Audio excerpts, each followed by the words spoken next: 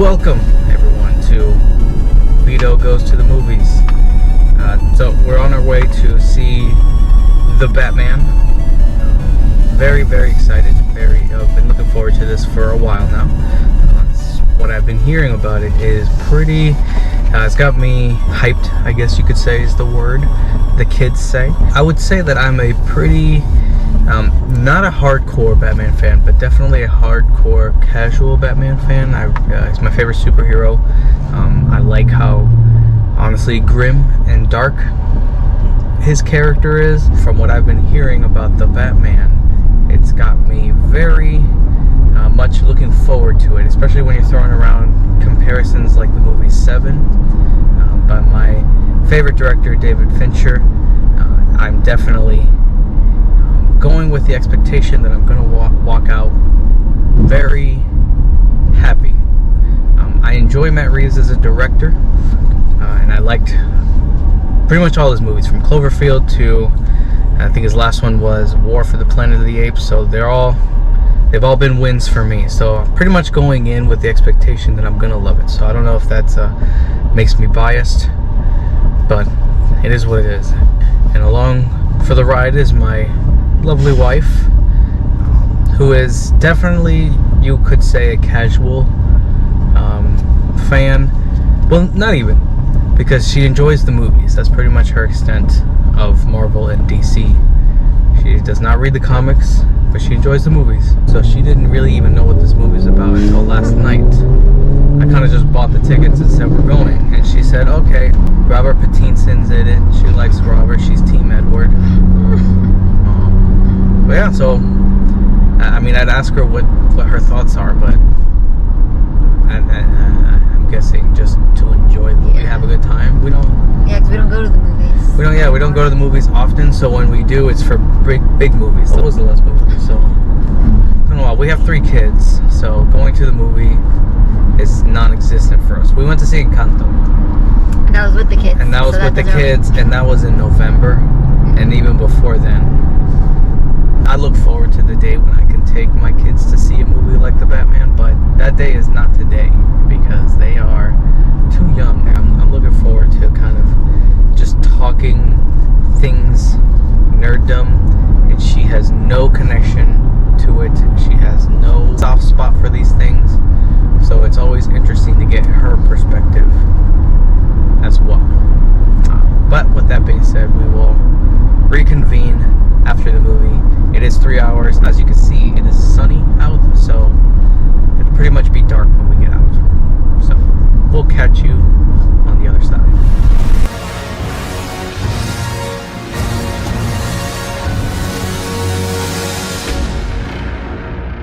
And we're back. Hello, welcome guys. So we saw the movie, we got out, we went to grab a bite to eat, we went to pick up the kids and decided, in this whole thing, let's just record our thoughts at home. We have not talked about the movie at all. Mm-hmm. So this will be the first time. We'll just do a really quick non-spoiler thought, which I imagine will only be like 30 seconds, because we don't know how to talk about movies without spoiling it. So just in a few words, what are your thoughts? Just really non-spoiler. What do you think? I liked it. It was very different because I've seen all the other ones. Very serious, like what you were saying. Like, it's much darker, but it's a different side of the Batman, like that character that we haven't seen before, like ever. Mm-hmm. So it was done very differently. So I liked that new interpretation of it. I don't know if you had mentioned before about it being like a mystery type thing ting to solve. I don't know if that's what I had spoiling. heard. Okay. But yeah, like you see that, him trying to like solve, like helping solve, like, you know, a whodunit type thing, which is more my style of movie. I like movies that make you think, where you have to try and solve, you know, a problem and like all these twists and everything. So that he knows that's more my stuff. Like, I love the thinking type of movies, you know, that makes you think. So, and I think Robert Pattinson did a really good job. And it was funny because I feel like he's the first Batman that I can actually understand him talking. like in that voice, because I feel like the other ones, I'm like, wait, what is he saying? And I need the subtitles. But for him, especially with his accent, like his like normal accent, for him to be able to play like with an American accent, like that type, I thought that was pretty cool because I can actually understand him, and I think he did a good job. I'm there with you. I really, really, really enjoyed the movie. I'm hesitant to say that it's like my favorite or anything of the Batmans because I like to kind of let it sit before I make that call. But yeah, the movie is much darker than I would say than the other ones. Even the Snyderverse, which I enjoyed, I would say it's even darker than that. So, and that's kind of my style. And to what she was saying, yeah, it's more of seeing Batman do the detective part, which he does in other movies, but I didn't find it as focused on the action aspect of Batman. There are plenty of action scenes, but it's not based on his like personal life. I feel like the other ones, they go back into like his personal life and like whatever, and it's just like, no, this is like very straightforward, like what he does, like what he wants to be done, so. And we can dive into it in a moment more in detail, but just to say, yes, it's my style of movie. There is not a lot of humor, which I actually like. If I'm going to watch a movie to laugh, then I will watch the movie to laugh. And there's maybe one joke that it wasn't even really a joke, but it was kind of just a little one-liner that not to spoil or anything, but that Commissioner Gordon mentions, and I thought that was it gave me a good chuckle. But other than that, it's very serious, which I love. I like serious movies. I'm not one of these, I go to movies to escape and I need it to be happy. That's not really what I look for in movies. But Robert did a great job, Robert Pattinson. I think all the cast did very well. Enjoyed it, enjoyed the story. And the runtime, it was at movie started, I would say 3:45. We went to a 3:30 showing. Movie started, I would say probably about 3:45, and by 6:30 we were out, where the credits were rolling, and I honestly didn't even really feel those 3 hours. So definitely, if you could say that about a movie that long, that you don't even feel the runtime, then I think that also speaks highly of the movie. But yeah, we'll kind of leave it there at the non-spoilers. Definitely, I recommend. I give it 7 Roberts out of 8.4. What about you? I don't really. This is the very first time we ever do a review, so I'm not really into the scoring, but definitely gonna go see it again. I judge a movie by. I think I would judge a movie by rent it, buy the digital, or buy the physical. Yeah. And to me, buying a physical copy is the highest praise. This is definitely a buy physical 4K Blu-ray when it comes out. I will be buying it probably at full price because I enjoyed it that much. I think that's a good review. Would I rent it again? Would I buy it on digital on a sale? Or would I buy it physical? Definitely will buy physical. Loved it. Yeah. I liked it better than the other. I don't know, better than the other ones we've seen. I feel, just as I said, it's different. So, yeah. So that has been our attempt at a non-spoiler. You want to jump out? Now is the time, but we will get right into the spoilers now. One of the things that I really like seeing about this version of Batman is because it's not an origin story. We've seen that plenty of times. Great, he's in it, but he's still kind of in the early stages. I think it's his second year. Yeah. So you see a much angrier Bruce Wayne Batman. He hasn't reached a point where he's doing this.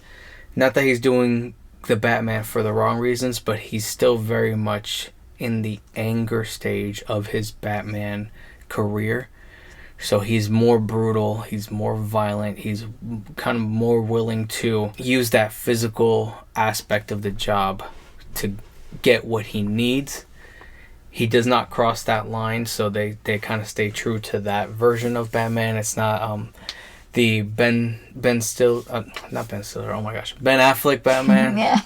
It's not the Ben Affleck Batman where he's, ramming guys with the Batmobile and flipping cars, and he's having dreams where he's, shooting, I think, AKs and things like that. So, and granted, I liked the Snyderverse Batman. I think more so for the action, but still, Batman doesn't cross that line into killing, and some parts you can kind of see where he's skirting that line, but not crossing it. Like, he's still able to kind of hold back just enough. So that was one of the things that I enjoyed seeing in this iteration of Batman, and also seeing Gotham really seeing Gotham as like that pit of grime and dirt and the scum, because in all of the in the versions and on the other movies, you talk about Gotham being kind of like a city on the outs, but you don't really see it. In this one, you definitely do. You see it. You see kind of the one man versus a whole city aspect of Batman, where he really is trying to make a difference, but not seeing that much success. And I think that's really sorry. There's an earthquake in here. I move my hands a lot, but seeing that almost futility in what he's trying to do, but yet he is still working to make a difference one night at a time. And it's something I never really thought about in the other Batman movies, that idea of like, this is a huge city and it's just one man. Yeah, they never really point that out, but then he actually says it. He's like, I'm just one person in this big city. I can't be everywhere at once. And I was like, oh, wow, that's true, Yeah. Because in the other ones, you just feel like, oh, he can do it all. He can be here and do that. And, like, he solves everything. And he goes and, goes to all the places he has to be at the right time. But this one, it's like he admits it to himself that he's like, I can't be everywhere, but he tries. Like, yeah. Yeah. And it's kind of cool. You see a little bit at the beginning, him really relying on the cover of darkness, because at the beginning, when they're kind of introing the movie, it's showing different parts of Gotham, and they're showing different kind of crimes taking place, and by the bat signal being lit up, you'll see each of these criminals kind of pause and look kind of like in the darkness, and it's almost like, is Batman there? He could be there. Like, he can't be at all those crime scenes. But more and more as he penetrates the city, it kind of does rely on that sense of fear for those criminals. Like, oh, Batman could be right there.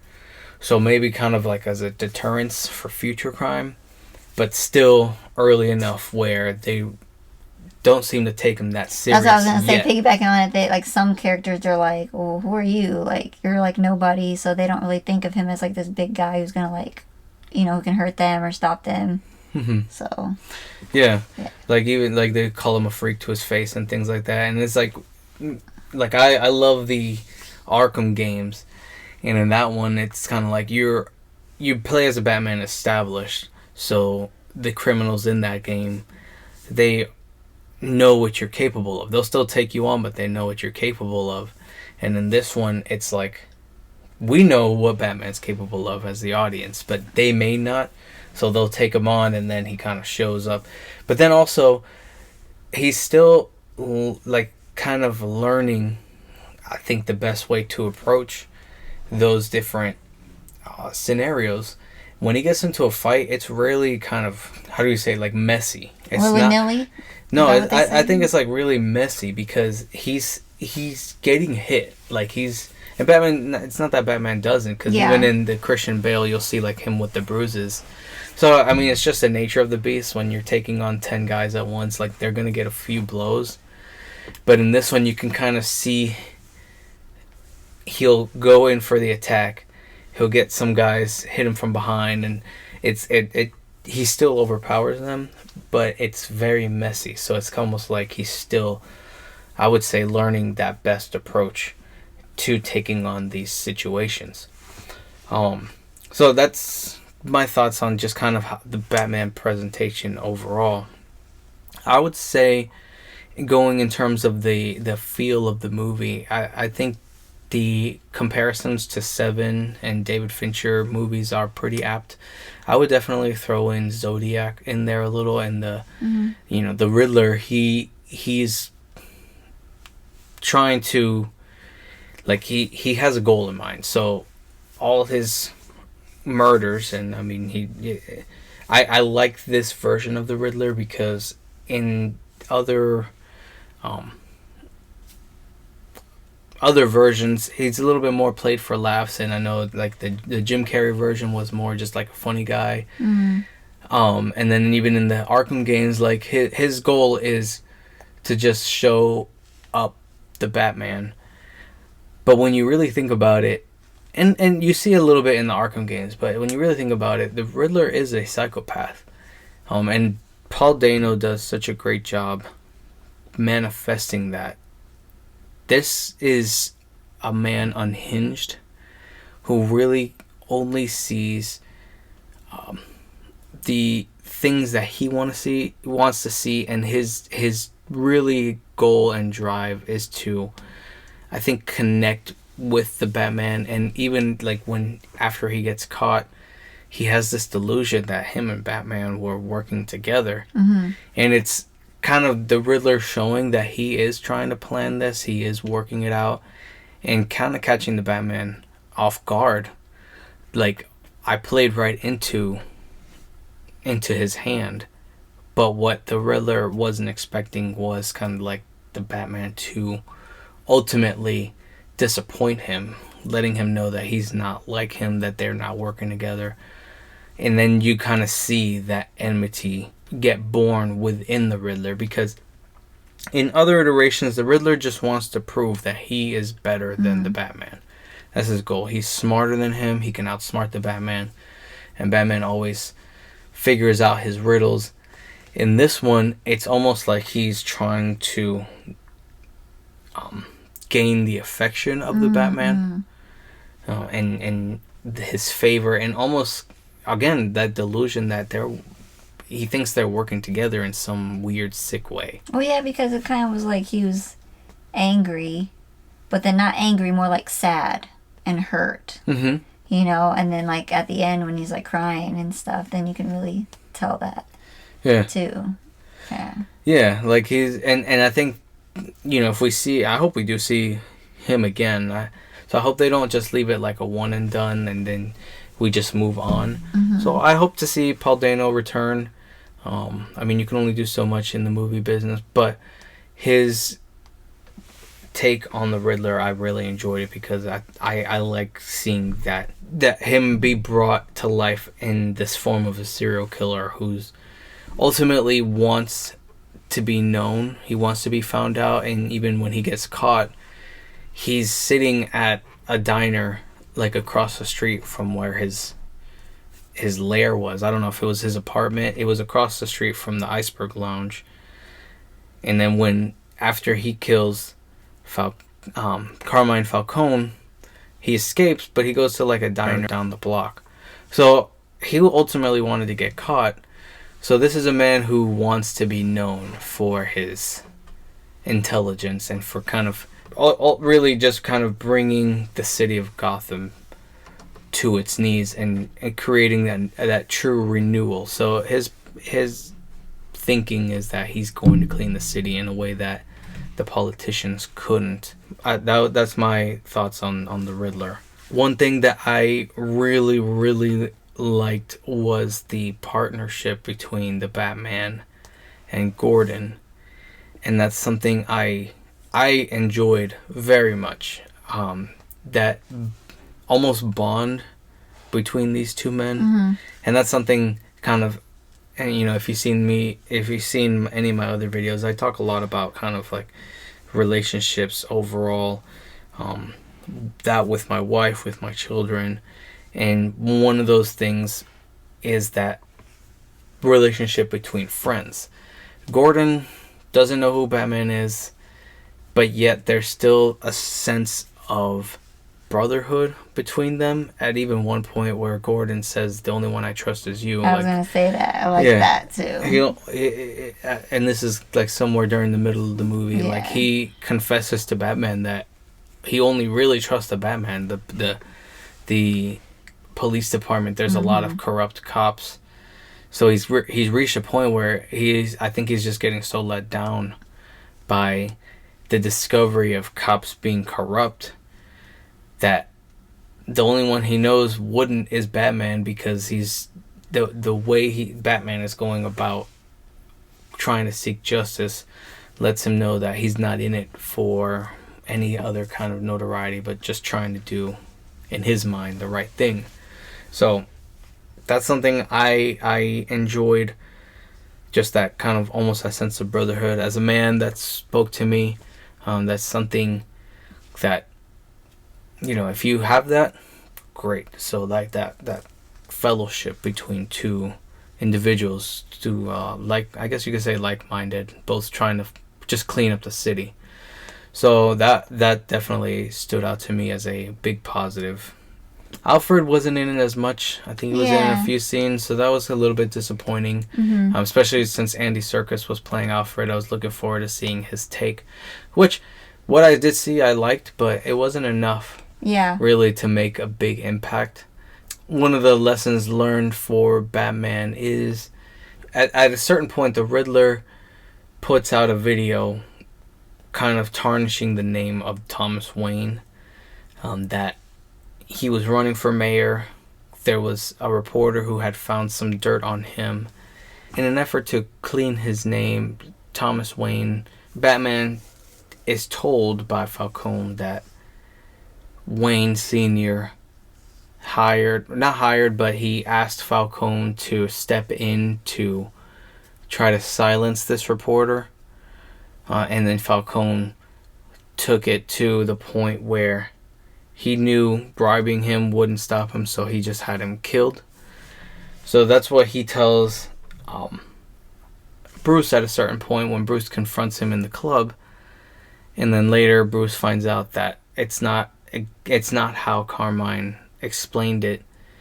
But what I liked about that scene, and it's a scene where Alfred is in the hospital because the Riddler went after Bruce and sent a bomb to Bruce's estate. Yeah. And Alfred was checking through the mail, and he caught it in time, but not enough to not end up in the hospital. So he's in the hospital, and Alfred reveals to Bruce that it wasn't that Wayne Sr. hired Falcone to kill this man. It was in an effort to try to shield his wife and son from exposing their personal life to the world. He asked, I guess you could say a moment of weakness, he asked Carmine to help him, and he took it too far. But what I liked, again, going back to what I liked about the scene, is you see Bruce understanding that he lost his father, but Alfred was still there to care for him. And Alfred even says, like, I wasn't, I'm not your father. There's only so much I can teach you, but you needed a father. But there's almost like this unspoken connection. There's unspoken words between Bruce and Alfred, like a sense of gratitude that, no, like, you were, I may have lost my father, but you stepped in. And again, as a man, someone who looks at these kinds of themes and really likes to think about it, that spoke to me as well. And just goes to show that men need that strong support from other men to really flourish in this world. So this idea that we're better off alone and we need to do this alone, that's like a fallacy. And Bruce, I think, learns that by the end. He very much thinks he can do this alone, and he's trying alone. But by the end, through the help with, Gordon, Catwoman, Selena Kyle, and just Alfred, even though he's not in the movie, but Alfred's there. He's very much a presence in his life. He is able to shift kind of that idea of vengeance and anger into hope and justice. So what I would add to that too is, yeah, I agree he should have been in the movie more, but he did have a big impact. And also in the hospital, when Batman, he was talking about how he thought that he had gotten over that fear, you know, like he didn't have fear anymore, but then he still had the fear of like losing someone close to him. So then that was like his realization too. Yeah. That Alfred was always the person like, oh wait, he's always been there, even though, yeah, he didn't have parents, but Alfred was like his parent. So.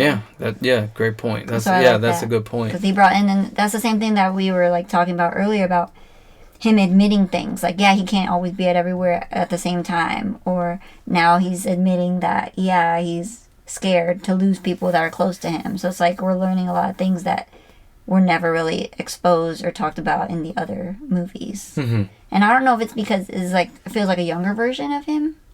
You know, like a younger Batman. So since it is the beginning of like everything, maybe that's why. I think the last character that we haven't talked about is Catwoman, Selena Kyle. I will just say I didn't really have any expectations, but I liked her. I like Zoe Kravitz. I'm not a big Zoe Kravitz fan. She kind of made me a Zoe Kravitz fan by the end. I liked her take. I like how she was able to make Catwoman sympathetic, but yet at the same time, like, she still has a little bit of that that back alley attitude that is present, I think, in most Catwoman stories. So I liked her interaction with the Batman, and you can definitely see by the end how he's come to care for her. But what I will say is, I feel like she joins forces with him really fast. Like, he follows her home after he meets her for the first time, which he didn't know she was Catwoman. He just needed information. Finds out she's sneaking out, follows her. They have a little spat between the little fight, and then like the next day she's like putting on contacts with a camera and kind of working with him. I mean, I don't know if that's suspension of I don't know. I just think I was like, oh, that was really fast. He's like, you're gonna help me, but he did say it was to help her find her friend. Yeah, that's what I was gonna say. That was her main focus. Yeah, she had motivation to help him. I just thought it was kind of fast, but I mean that's not even really a negative. It can't be a 4-hour movie. Exactly. Yeah, I wouldn't. It's not a negative. I just thought it was kind of. I was just like, what? Okay. I still like this. So yeah. So that's really all I have to say about her. I liked her different wigs. Yeah. Like her different her different like outfit stuff. Like, I don't know. That's cool. Because the only other Catwoman that I really know is Halle Berry's version, and then what's her face? Anne Hathaway. Yeah. So, and I don't know any really background from them, so her whole family history thing, I guess, is pretty crazy. She was angry too. Yeah. So everyone's angry in this movie, but I liked it. So I think, I mean, we actually talked for a while. I really enjoyed it. I definitely want to see it again. This can't come on Blu-ray fast enough. Pretty much our raw thoughts, first time talking about it post movie, and so I will stop it here. If you had any thoughts, please feel free to leave it down below in the comments section. And I like to do Let's Plays and talk about life and horror movies and horror stories. So if you want to hang, please subscribe, hit the like button, and if you like this, me bringing on the wife, then we can definitely do that and talk more things. I definitely have a lot of things that I want to talk with her about, so you will not be seeing The Last of Us together, but this has been Beauty and the VitO, reviewing The Batman 2022 by Matt Reeves. Until next time, with all that is good and true, you guys stay safe and be good.